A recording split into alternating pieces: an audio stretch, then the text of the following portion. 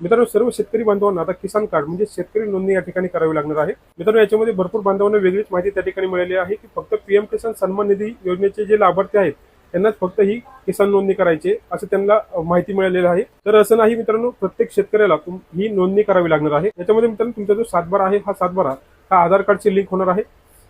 तुमची ज्या ज्या ठिकाणी जमीन असेल, 2 गुंठ असेल, 5 गुंठ असेल, 10 गुंठ असेल, 1 एकर 2 एकर असेल, तर याची संपूर्ण माहिती त्या ठिकाणी त्या आधार कार्डची लिंक होणार आहे. त्याच्यामुळे संपूर्ण गट तुम्हाला त्याच्यामध्ये ऍड करायचे. जर तुम्ही शेतकरी नोंदणी म्हणजे किसान कार्ड नोंदणी केली नाही तर तुम्हाला पीक विमा योजनेचा लाभ मिळणार नाही. दुष्काळ असेल, अतिवृष्टी असेल याचे नुकसान भरपाई मिळणार नाही. त्याचबरोबर मित्रांनो, सर्वात महत्त्वाचं म्हणजे कर्जमाफी प्रोत्साहन लाभ या ठिकाणी मिळणार नाही. जर तुम्ही ही नोंदणी केली नाही तर तुम्हाला डीबीटी योजना जी आहेत त्यांचा सुद्धा लाभ या ठिकाणी मिळणार नाही. आणि सर्वात महत्त्वाचं म्हणजे पीएम किसान योजनेचा लाभ हा सुद्धा मिळणार नाही. त्यासाठी सर्वांनी ही नोंदणी करायला हवी.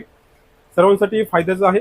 यासाठी आवश्यक कागदपत्रे काय आहे, तुमच्याकडे आधार कार्ड, त्याचबरोबर तुमचा सातबारा नंबर म्हणजे गट नंबर असेल तरी चालेल. त्यानंतर तुमचा आधार कार्डला जो मोबाईल नंबर लिंक आहे तो मोबाईल नंबर सोबत तुमच्या असायला हवा. आणि ही जी नोंदणी आहे ही तुम्ही जवळील माहिती सेवा केंद्र असेल, सीएससी सेवा केंद्र असेल, आपले सरकार सेवा केंद्र असेल या ठिकाणी जाऊन करू शकता.